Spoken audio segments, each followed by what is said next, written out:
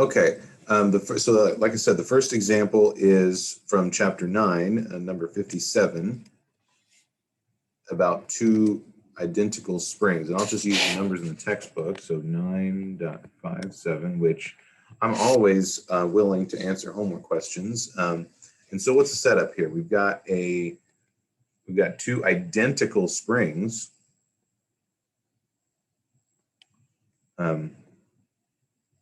Kind of like that, and we apply a force, and it's frictionless, and these are so-called ideal springs, which you read about in chapter 9. What an ideal spring is, basically it doesn't have any mass and there's no frictional effects. And so I apply a 2 Newton force, 2.0 Newton force. When I apply that force, what I observe is the stretching and compressing of them, right? One stretches while the other compresses. And both of them get compressed and stretched by 3 centimeters. So unless I'm missing something, 3.0 centimeters, we can figure out what the spring constants are. Okay, the Hooke's law tells us that the spring force is proportional to the displacement of the spring. So this one is feeling a push that way, a spring force from that compressed one, then the extended one is actually pulling it back. They're both pushing in the same direction.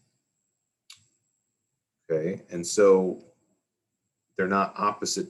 So the 2 Newton force then is pushed that way.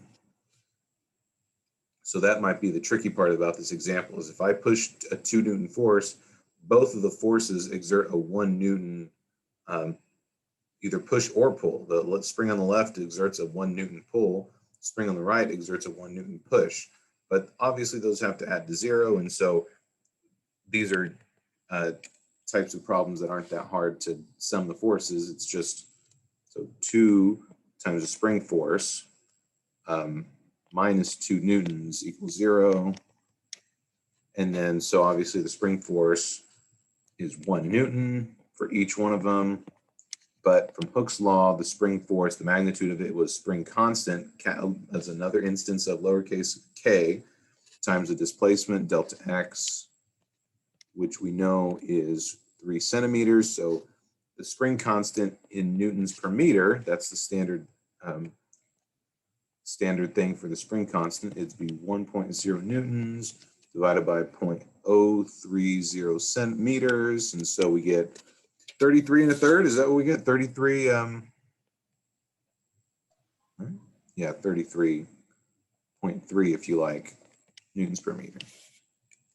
So in this example, I think the trick is just to make sure that you correctly identify the free body diagram, because you might think like, okay, 2 Newton force, okay, so 2 newtons equals k times x, and so divide by 3, and then why is my number double what it should be? So that's how you do that problem.